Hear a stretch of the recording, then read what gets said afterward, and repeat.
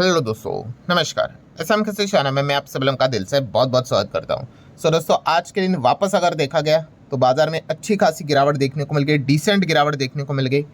Sensex की अगर बात कर ले तो आप देख ही सकते हो 900 पॉइंट से ज़्यादा गिर गया, 1.25% के आसपास की गिरावट। निफ्टी 50 की भी बात कर ले तो 1% वापस गिरते हुए देखने को मिल गया। 222 पॉइंट्स की गिरावट, अच्छी खासी गिरावट। मतलब शुरुआत ही गैप डाउन देखने को मिली थी, उसके बाद थोड़ा सा 1 सेकंड के लिए बीच में मार्केट ने ऊपर आने की कोशिश यहाँ पे की थी, पर आज के दिन हरा रंग तो देखने को नहीं मिला। बस उसके बाद गिरावट ही गिरावट, यही सिनेरियो हम लोग को देखने को मिल रहा था। एंड अगेन हम यहाँ पे कह सकते हैं जो हमारा इंडिया विक्स रहता है, निफ्टी विक्स भी इसको कहा जाता है, सो ये वापस भाग कर 20+ यहाँ पे आ चुका है। सो आपको पता ही है इंडिया विक्स ऊपर ऊपर ऊपर ऊपर जाना मतलब ये आपको एक सिग्नल यहाँ पे दे देता है। ठीक है, जिनको ये बात नहीं समझ में आई तो ये वाला वीडियो आप देख सकते हो जहाँ पे इंडिया विक्स क्या होता है, निफ्टी विक्स क्या होता है, अलॉन्ग विद द एग्जांपल मैंने समझा के रखा है, सिखा के रखा है। वीडियो को देख सकते हैं, लिंक ऊपर आई बटन पे दे दिया है। सो पॉइंट क्या है दोस्तों कि यहाँ पे बियर वालों की वापसी, मतलब वापस लाल रंग लेकर वो आते हुए देखने को यहाँ पे मिल चुके हैं। सो बेसिकली रीजंस क्या है, तो यहाँ पे दो बड़े कारण है दोस्तों जिस चीज़ के चलते वापस बियर वालों ने इतना अच्छा माहौल बना था। कल के दिन तो हमने देखा कि कितनी ज़बरदस्त तेज़ी थी, 700-800 पॉइंट की तेज़ी हम लोग को देखने को मिल रही थी, और उसके बाद वापस लाल रंग देखने को मिल गया। 1-1.25% के आसपास की गिरावट इंडेक्स में देखने को मिल गई। सो दो बहुत बड़े कारण हैं दोस्तों इसके पीछे। उसमें से पहला कारण है अगेन किससे रिलेटेड, जिस चीज़ के चलते सबसे ज़्यादा तेज़ी देखने को मिली थी उसी को लेकर एक नेगेटिव पॉइंट हम लोग को देखने को मिल रहा है, मतलब सीज फायर। जैसे कि हम सभी लोगों को पता ही है कि अमेरिका और ईरान के बीच में सीज फायर का अनाउंसमेंट कल ही यहाँ पे हुआ था 14 डेज के लिए, 2 हफ्ते के लिए। एंड कंडीशन वाला सीज फायर था कि भाई अगर किसी ने बीच में कंडीशन तोड़ी तो सीज फायर भी ख़त्म, फिर एक दूसरे के ऊपर हमले करना शुरू कर देंगे। और जैसे सीज फायर की खबर आई उसके बाद ही हम लोगों ने देख लिया कि इजराइल ने क्या कर दिया, लेबनान के ऊपर बहुत बड़े एयर स्ट्राइक कर दिए। वो एयर स्ट्राइक इतने ब्रूटल थे कि 1100 से ज़्यादा लोग इंजर्ड हो चुके हैं, 250 से ज़्यादा लोग मारे जा चुके हैं। जस्ट इमेजिन कितना बड़ा ये अटैक इजराइल ने लेबनान के ऊपर यहाँ पे किया है। और जैसे ये अटैक हुआ दोस्तों, आप देख सकते हो सीज फायर डे 1, ईरान ने धमकी यहाँ पे क्लियर देना स्टार्ट किए कि हम यहाँ पे विड्रॉ करने जा रहे हैं भाई सीज फायर को। ये नहीं हो पाएगा। क्यों? क्योंकि उन्होंने बताया कि इजराइल ने सीज फायर को ब्रीच कर दिया, तोड़ दिया है। कैसे? लेबनान के ऊपर अटैक करके। सो इसीलिए ईरान ने बता दिया कि भाई हम ये सीज फायर को शायद से विड्रॉ यहाँ पे कर सकते हैं, क्योंकि रूल्स को फॉलो यहाँ पे नहीं किया जा रहा है। इजराइल ने तो भाई अपना पक्ष सामने रख दिया कि ईरान का जो सीज फायर है उसमें लेबनान है ही नहीं। ठीक है, it doesn't apply to Lebanon. And इसीलिए उन्होंने यहाँ पे क्या किया है, लेबनान के ऊपर यहाँ पे अटैक किया। और अमेरिका की अगर बात कर ले, मतलब ट्रंप की बात कर ले, ट्रंप ने भी इसराइल के हाँ में हाँ मिला दिया। ट्रंप सेज कि हाँ भाई लेबनान ये एक सेपरेट मुद्दा है, वो जो सीज फायर से रिलेटेड जो चीज़ें उसमें वो है नहीं। काफ़ी शॉकिंग स्टेटमेंट है ये। क्यों ऐसा? क्यों? क्योंकि अगर हम लोग ट्रंप का जो ये पोस्ट है इसको उठाकर देख ले तो आपको पता है ये सीज फायर से रिलेटेड जो चीज़ें यहाँ पे चल रही किसके मिडवे के थ्रू चल रही है? यस, पाकिस्तान के थ्रू चल रही है। सो यहाँ पे साफ साफ ट्रंप ने ट्वीट करके बोला था कि हाँ पीएम, मतलब पाकिस्तान के जो पीएम है एंड उनके जो आर्मी के जो चीफ फील्ड मार्शल देखने को मिल रहे हैं, उनके थ्रू जो भी चीज़ें यहाँ पे चल रही है उसी के हिसाब से हम सीज फायर को यहाँ पे एक्सेप्ट कर रहे हैं। और अगर हम लोग यहाँ पे पाकिस्तान के पीएम की अगर बात कर ले, शहबाज शरीफ, आप सभी लोगों को पता ही होगा। सो उन्होंने ये जो ट्वीट यहाँ पे लिखा हुआ है, साफ साफ यहाँ पे लिखा हुआ था, जो अभी भी है।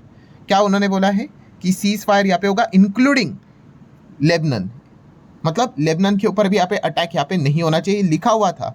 एंड उसके आगे ये भी चीज़ें लिखी हुई है कि 10 अप्रैल को हम लोग यहाँ पे मिलेंगे इस्लामाबाद एंड ऑल दैट। तो अमेरिका ने इन चीज़ों को एक्सेप्ट यहाँ पे किया था, बट वापस ट्रंप यहाँ पे क्लियर कट यहाँ पे यू टर्न लेते हुए देखने को मिल रहा है। वो कह रहे हैं कि भाई लेबनान तो इस चीज़ का पार्ट था ही नहीं, वो तो सेपरेट मुद्दा है। सो इसीलिए हम यहाँ पे कह सकते हैं दोस्तों, ये जो चीज़ें बताई जाती है ना कि इजराइल, ठीक है, इजराइल मतलब एक्चुअल में यहाँ पे अमेरिका को कंट्रोल करता है। ये बहुत बार ये चीज़ें बताई जाती है, आप सभी लोगों को पता ही होगा कि अमेरिका का जो आप लोगों को ये जो सरकार देखने को मिल जाता है उसके ऊपर इजराइल का फ्लैग दिखाया जाता है कि इजराइल ज़बरदस्त लेवल पे अमेरिका को कंट्रोल करता है। अलग अलग थियरीज भी चलती है, आपको पता ही है। ये जो एप्स्टीन फाइल भी आया था उसमें भी ये चीज़ें सामने निकल कर आई थी कि ये जो एप्स्टीन था वो इजराइल का ही, इजराइल की जो इंटेलिजेंस एजेंसी है आपको पता ही है, मोसाद, उन्हीं का एजेंट है, उन्होंने इसको डेवलप किया था कि अमेरिका के स्ट्रॉन्ग पर्सनालिटीज़ को यहाँ पे कंट्रोल किया जा सके। अलग अलग थियरीज चलती रहती है, ठीक है, बहुत ही अंदर की डार्क चीज़ें होती है, वो एग्जैक्टली आप और मेरे जैसे आम इंसान को ये कभी समझ में नहीं आएगी, बट ये पॉइंट्स यहाँ पे चलते रहते हैं। एंड इजराइल भी कभी भी नहीं चाहेगा कि यहाँ पे सीज फायर यहाँ पे प्रॉपरली हो जाए। इजराइल का तो एक ही लक्ष्य है भाई, ईरान को पूरी तरीके से ख़त्म किया जाए। अमेरिका का लक्ष्य है भाई, ईरान को पूरी तरीके से ख़त्म मत करो, उनका ऑयल ले लो, ठीक है। तो ये इस प्रकार की चीज़ें हम लोग को चलते हुए देखने को मिले। मतलब बॉटम लाइन यहाँ पे क्या है दोस्तों कि यूएस ईरान एक्चुअल में दोनों इन सिचुएशन से निकलना चाहते हैं, पर यहाँ पे इजराइल ये चीज़ें इतने आसानी से यहाँ पे होने नहीं देगा। सो ये बार बार यहाँ पे हम लोगों को कुछ घटनाएं होती हुई अगर देखने को मिल गई तो हो सकता है भाई ईरान क्या कर सकता है, विड्रॉ भी यहाँ पे कर सकता है सीज फायर से ऑफिशियली बड़े लेवल पे। एंड इस चीज़ के चलते मार्केट के पॉइंट ऑफ व्यू से अगर बात करें तो आपको पता ही है, क्रूड ऑयल वापस फॉर्म में आ गया, WTI वापस 100 की ओर निकलते हुए देखने को मिल रहा है। ब्रेंड भी आप देख सकते हो 4% के आसपास अप्रॉक्सीमेटली तेज़ी है, वापस 3 डिजिट में आते हुए देखने को मिल सकता है। एंड जितना क्रूड बढ़ेगा उतना ही खराब चीज़ तो हमारे लिए रहेगी। प्लस काफ़ी लोगों को ये डाउट भी आ रहा है किस चीज़ को लेके, स्ट्रेट ऑफ हॉर्मुज। सर ये स्ट्रेट ऑफ हॉर्मुज एक्चुअल में ओपन है कि बंद है, यही समझ में नहीं आ रहा है। तो एक्चुअल में अगर देखा गया सीज फायर में बात लिखी हुई थी कि ईरान क्या करेगा, स्ट्रेट ऑफ हॉर्मुज को ओपन करेगा 14 डेज के लिए, तो भाई किसी को तकलीफ नहीं होगी। पर उसके बाद ये जो जैसे स्ट्राइक हुआ लेबनान के ऊपर, खबर यहाँ पे निकल कर आ गई कि ईरान यहाँ पे क्या कर रहा है, ईरान स्ट्रेट ऑफ हॉर्मुज को अगेन यहाँ पे क्लोज करते हुए देखने को मिल रहा है in a response to the attack on Lebanon. So ये जैसी ये खबर देखने मतलब ईरान के साइड से बातें बताई जा रही कि यस ये वापस क्लोज हो चुका है। अमेरिका की बात कर ले, ट्रम्प तो बता रहे नहीं भाई ये तो ओपन है। सो ये काफ़ी हम लोग को कन्फ्यूजन क्रिएट करते हुए देखने को यहाँ पे मिल रहा है। बट यहाँ पे हम कह सकते हैं दोस्तों, ईरान का मतलब ईरान के जो मिनिस्टर है उन्होंने साफ साफ अमेरिका को मैसेज भेजा है भाई कि एक चीज़ चूज़ कर लो, इधर लड़ना है तो लड़ना है वॉर, या फिर सीज फायर, ठीक है। दोनों चीज़ें नहीं चलेगी। सीज फायर बात करके यहाँ पे बाकी चीज़ों के ऊपर आप अटैक करते रहोगे, क्योंकि ईरान की अगर बात कर ले तो उन्होंने ये चीज़ को पहले क्लियर किया था कि हमारे साथ साथ जो उनके भी एलाइज है उनके ऊपर भी कोई अटैक नहीं होगा। बट फिलहाल अगर देखा गया ईरान के ऊपर अटैक नहीं हो रहा है, बट उनके जो बाकी के एलाइज है, उनके जो प्रॉक्सीज है, उनके ऊपर तो अटैक होते हुए देखने को मिल रहा है। ट्रंप ने भी वापस यही वार्निंग दे दी ईरान को कि भाई रियल एग्रीमेंट के साथ आप स्ट्रिक्ट रहो, ठीक है। लेबनान का जो आप लेके चल रहे हो यहाँ पे, ठीक है, वो इसमें यहाँ पे आता ही नहीं है। सो अगेन समरी क्या है दोस्तों, कंक्लूजन क्या है कि सीज फायर की घोषणा तो यहाँ पे हुई है, बट यस ये एकदम नाजुक मोड़ से ही चलते हुए देखने को मिल रहा है। मतलब ये रस्सी कभी भी टूट सकती है, इस प्रकार की सिचुएशन देखने को मिल रही है। मतलब ये ऐसी बात नहीं है कि भाई चलो सब खत्म हो गया, भाई फुल स्टॉप लग गया, मैटर क्लोज, चलो जिंदगी नॉर्मल पटरी पे यहाँ पे आ गई, अब देख लेते हैं दूसरा क्या चल रहा है। बिल्कुल भी नहीं।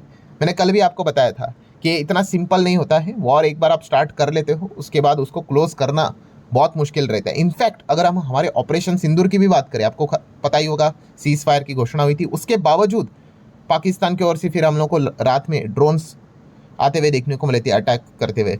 सो ये चीज़ें यूजुअली सीज फायर के बाद हम लोग को होते हुए देखने को मिल जाती है। बट मिडल ईस्ट के सीज फायर की सिचुएशन की बात कर ले तो काफ़ी ही ज़्यादा हम लोग को वो ख़राब स्थिति से गुजरते हुए देखने को यहाँ पे मिल रहा है। एंड इस चीज़ के चलते हुआ क्या, अगेन ग्लोबल मार्केट लाल रंग में आना शुरू हो गए, यूरोपियन मार्केट गिर गए, 1% की गिरावट देखने को मिल गई। कोरिया का मार्केट तो सबसे ज़्यादा पैनिक में आ जाता है, 1.5% तो टूट गया। स्ट्रेट ऑफ हॉर्मुज क्लोज से रिलेटेड कोई भी खबर आ जाए, अफवाह भी आ जाए, ये तो गिरेंगे ही गिरेंगे, सब कुछ इनका ऑयल उधर से ही आता है। तो ये सिनेरियो हम लोग को फिलहाल तो देखने को मिल गया, जो बियर वालों के लिए काफ़ी फेवरेबल था मार्केट को तोड़ने के लिए। सेकेंड पॉइंट की अगर बात कर रहे दोस्तों तो आरबीआई, देखो कल के दिन की बात करें, यस्टरडे की बात करें, मैंने आप लोगों को बताया था कि आरबीआई के एमपीसी की मीटिंग थी, बट पूरा फोकस कैमरा कहाँ पे चला गया, ट्रंप के ऊपर एंड वो सीज फायर की खबर की ओर। उस चीज़ के चलते हुआ क्या कि आरबीआई गवर्नर ने जो वार्निंग वाले पॉइंट सामने रखे, मैंने कल इसके ऊपर एक बहुत इंपॉर्टेंट वीडियो भी बनाया था, आई होप आपने देखा होगा कि कितने सारा संकट आने वाले समय में हमें फेस करना पड़ने वाला है।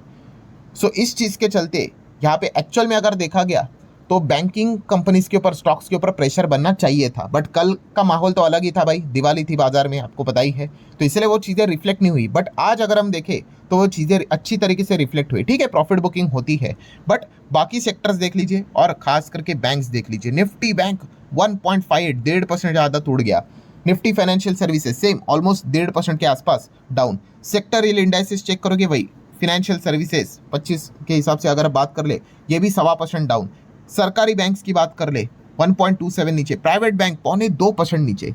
मतलब क्या है कि जो कल से रिलेटेड वो जो चीज़ें पेंडिंग थी उसका अच्छा खासा दबाव देखने को मिल गया। एंड बैंक्स अगर टूट गए, फाइनेंस सेक्टर टूट गया, तो फिर भाई वो बाजार के ऊपर मतलब बोलते हैं ना, बियर वालों को तो भाई फ्री हैंड ही मिल जाता है कि मार्केट को तोड़ो। एंड इसीलिए यहाँ पे हम देख सकते हैं कि अच्छी खासी गिरावट सेंसेक्स निफ्टी में हम लोग को होती हुई देखने को मिली है। सो ठीक है दोस्तों, आशा करता हूँ आपको एक्चुअली सारे पॉइंट समझ में यहाँ पे आए होंगे। अगेन फोकस जो है मेन पॉइंट वो मिडल ईस्ट के ओर ही यहाँ पे रहेगा, वहाँ से क्या नए नए अपडेट्स निकल कर आते हैं उसी के ऊपर यहाँ पे ध्यान रखना पड़ेगा। एंड जैसे कि आपको पता ही है हमारा मार्केट बंद है, कोई बात नहीं, गिफ्ट निफ्टी देखेंगे, क्रूड का मार्केट देखेंगे, ग्लोबल मार्केट देखेंगे, ठीक है, इसी के ऊपर ध्यान यहाँ पे रखेंगे तो हमें एक अंदाज़ा निकल कर मतलब पता ही चलेगा कि एग्जैक्टली वहाँ पे क्या चल रहा है। सो अगेन फाइनल कंक्लूजन क्या है दोस्तों, इवन दो सीज फायर का अनाउंसमेंट किया है बट फिर भी सीज फायर कभी भी ऑफिशियली बड़े लेवल पे ब्रेक हो सकता है, इसकी भी पूरी पॉसिबिलिटीज है। सो ठीक है दोस्तों, आशा करता हूँ वीडियो हेल्पफुल लगा होगा, चाहो तो लाइक एंड शेयर कर सकते हो। मिलते हैं अगले वीडियो में, तब तक के लिए बाय बाय।